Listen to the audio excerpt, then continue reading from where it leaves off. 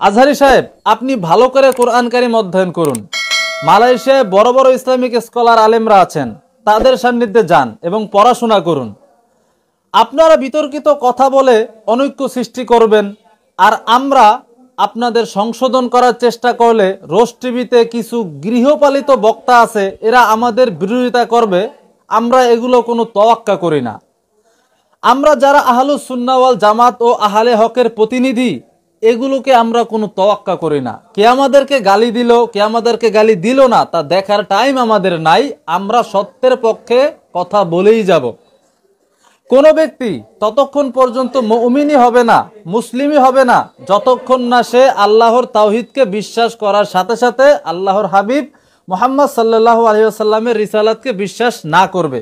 সূরা হুজুরাতের 15 নং আয়াতে মহান আল্লাহ তাআলা বলেছেন, ইন্নামাল মুমিনুনাল্লাযীনা আমানু বিল্লাহি ওয়া রাসূলিহি সুম্মা লাম ইয়ারতাবু ওয়া জাহাদু বিআমওয়ালিহিম ওয়া আনফুসিহিম ফি সাবিলিল্লাহি উলাইকা হুমুস সাদিকুন। তারাই মুমিন যারা আল্লাহ ও তার রাসূলের প্রতি ঈমান আনে, পরে সন্দেহ পোষণ করে না এবং জীবন সম্পদ দিয়ে আল্লাহর পথে জিহাদ করে, তারাই সত্যনিষ্ঠ।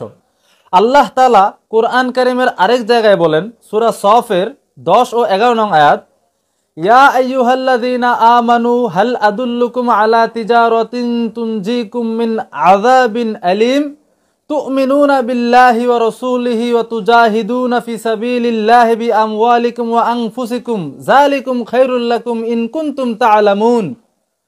হে মুমিনগণ, আমি কি তোমাদেরকে এমন এক বাণিজ্যের সন্ধান দিব যা তোমাদের রক্ষা করবে মর্মদন্ত শাস্তি হতে? তা এই যে তোমরা আল্লাহ ও তার রাসূল সাল্লাল্লাহু আলাইহি সাল্লামের উপর বিশ্বাস স্থাপন করবে এবং তোমাদের ধন সম্পদ ও জীবন দিয়ে আল্লাহর পথে জিহাদ করবে। এটাই তোমাদের জন্য শ্রেয় যদি তোমরা জানতে। এই আয়াত থেকে স্পষ্ট প্রমাণিত হয় যে শুধু আল্লাহর তাওহীদে বিশ্বাস করলেই হবে না, নূর নবীজি মুহাম্মদ সাল্লাল্লাহু আলাইহি ওয়াসাল্লামের রিসালাতের বিশ্বাস ছাড়া কোনো ব্যক্তি মুমিন বা মুসলিম হতে পারে না। এরকম অসংখ্য আয়াত কোরআন কারীমে আছে। অতএব শুধু লা ইলাহা ইল্লাল্লাহ যে বলবে তাকে আমরা বুকে টেনে নেব কি মনে করে? মুমিন মনে করে নাকি কাফের মনে করে? মুমিন মনে করার কোনো সুযোগই নাই, আর কাফের মুশরিক অবিশ্বাসীকে বুকে টেনে নেওয়ারও সুযোগ নাই। আপনি একটি হাদিস পড়েছেন, হাদিসের ব্যাখ্যা কি হাদিসের ব্যাখ্যা গ্রন্থগুলোতে দেখেছেন? বুখারী শরীফের হাদিস পড়েছেন, যে ব্যক্তি আমাদের মতো নামাজ পড়ে, ওয়াস্তাকবালা কিবলাতানা, আমাদের কিবলারে কিবলা মানে, ওয়াকালা যাবিহাতানা, আমাদের জবাই করা পশু খায়, ফাযালিকাল মুসলিম, সেই মুসলমান। সাল্লা সালাতানা ওয়াস্তাকবালা কিবলাতানা ওয়া আকালা যাবিহাতানা ফাযালিকাল মুসলিম। এই হাদিসের তরজমা কি ভালো করে আপনি পড়েছেন? আল্লাহর হাবিব সাল্লাল্লাহু আলাইহি সাল্লাম ইরশাদ করেছেন, যে আমাদের নামাজ পড়লো, যে আমাদের কিবলাকে মানলো, যে আমাদের জবাইকৃত পশুর গোশত খেলো, সে লোকটি মুসলিম। এখানে তো ঈমানের কথা নাই। তাহলে আজহারি সাহেব, কেউ ঈমান আনলো না, শুধু আমাদের সাথে নামাজ পড়লো, কিবলা মানলো, আমাদের জবাইকৃত পশুর গোশত খেলো, তাকে কি মুসলিম বলবেন? এই আপনাদের ইলমের বহর, আর আপনি কিনা ওই ঘরানার শ্রেষ্ঠ স্কলার, এই আপনাদের জ্ঞানের বহর। এই হাদিসের ব্যাখ্যায় সকল মুহাদ্দিসিনগণের ইজমা, ঈমান আনার পরে যে ব্যক্তি সালাত আদায় করবে, কাবাকে কিবলা মানবে, আমাদের জবাইকৃত পশুর গোশত খাবে, সেই লোকটিকে মুসলিম বলা যাবে। কিন্তু যদি কারো ঈমান না থাকে, শুধু নামাজ পড়ার দ্বারা বা কাবাকে কিবলা মানার দ্বারা, আমাদের জবাইকৃত পশুর গোশত খাওয়ার দ্বারা মুসলিম বলার সুযোগ নাই, তাহলে মুনাফিকদেরকে কি বলবেন? আল্লাহ তাআলা তো মুনাফিকদেরকে কাফের বলেছেন। সূরা নিসার 145 নম্বর আয়াতে বলেছেন, ইন্নাল মুনাফিকিনা ফিদ দারকিল আসফালি মিনান নার, নিশ্চয়ই মুনাফিকরা জাহান্নামের সর্বনিম্ন স্তরে থাকবে এবং আপনি তাদের পক্ষে কোনো সাহায্যকারী পাবেন না। আল্লাহ তাআলা তার হাবিব সাল্লাল্লাহু আলাইহি ওয়াসাল্লামকে সূরা তাহরিমের 9 নং আয়াতে নির্দেশ করেছেন, ইয়া আইয়ুহান নাবিয়্যু জাহিদিল কুফারা ওয়াল মুনাফিকিনা ওয়াগলুজ আলাইহিম ওয়া মাআওয়াহুম জাহান্নাম ওয়া বি'সাল মাসির। আল্লাহ তার হাবিব সাল্লাল্লাহু আলাইহি ওয়াসাল্লামকে হুকুম করেছেন যে আপনি জিহাদ করুন কাফেরদের বিরুদ্ধে এবং মুনাফিকদের বিরুদ্ধে। তো মদিনা মুনাওয়ারাতে যে মুনাফিকরা ছিল তারা তো মসজিদে নববীতে গিয়ে জামাতে নামাজ পড়তো, তাদেরকে তো আল্লাহ তাআলা মুসলিম বলেননি। অতএব কুরআন কারিমের বিপক্ষে কোনো সহিহ হাদিস যেতে পারে না। যদি মনে হয় বিপক্ষে যায় তাহলে বুঝতে হবে সেখানে ব্যাখ্যা আছে, আর সে ব্যাখ্যাটা মন গড়া দেওয়া যাবে না, মুহাদ্দিসিনগণের সম্মিলিত ব্যাখ্যাটাই নিতে হবে।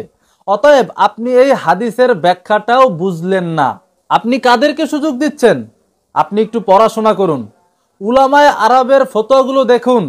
শিয়া সম্প্রদায়ের ব্যাপারে উলামায়ে আরব সবাই একমত। আহলুত তাশাইয়্যু কুবরা যারা, তাদেরকে উলামায়ে আরব কাফের বলে থাকেন। অথচ তারা তো নামাজও পড়ে, কুরবানিও দেয় এবং কাবাকে কিবলাও মানে।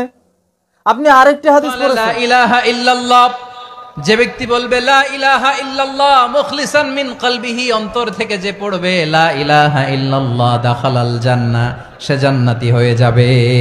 সুবহানাল্লাহ বলেন। যেই পড়বে লা ইলাহা ইল্লাল্লাহ সে কই যাবে? জান্নাতি হয়ে যাবে।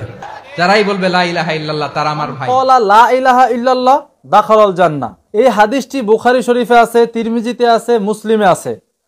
কিন্তু শুধু যদি বলা হয় মান ক্বালা লা ইলাহা ইল্লাল্লাহ দাখালাল জান্নাহ, তাহলে তো কুরআনুল কারীমের অসংখ্য আয়াতের বিপক্ষে এই হাদিসটিকে দাঁড় করানো হয়। অথচ সকল মুহাদ্দিস একমত কালামুল্লাহ এর বিপক্ষে খবরে ওয়াহিদ দলিল হয় না, তাহলে নিশ্চয়ই এই হাদিসের ব্যাখ্যা আছে। সকল মুহাদ্দিস একমত লা ইলাহা ইল্লাল্লাহ এটা দিয়ে মুরাদ হচ্ছে পুরা কালেমা, শুধু লা ইলাহা ইল্লাল্লাহ নয়। এই হাদিসটির ব্যাখ্যা করতেও আপনি ব্যর্থ হয়েছেন। লা ইলাহা ইল্লাল্লাহ দিয়ে কি উদ্দেশ্য? এর ব্যাখ্যা বুখারী শরীফের অন্য এক হাদিসে আছে।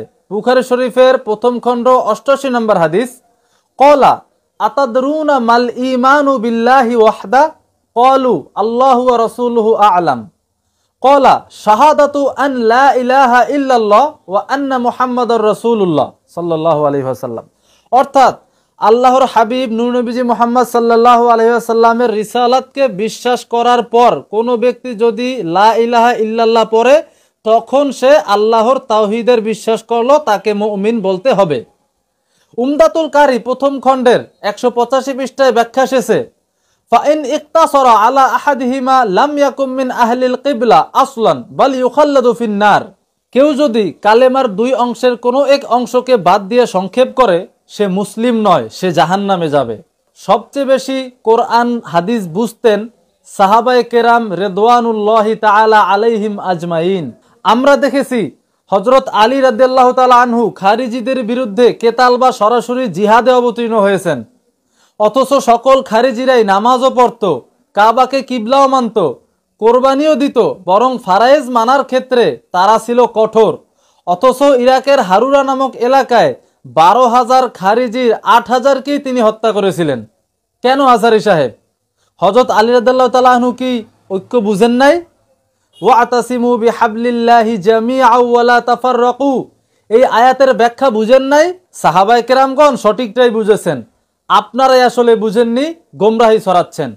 অমুক কাফের, অমুক নাস্তিক, অমুক জাহান্নামী, যারা এমন সরাসরি ফতোয়া দেয়, এসব উল্লেখ করে কাকে খোঁচা দিলেন?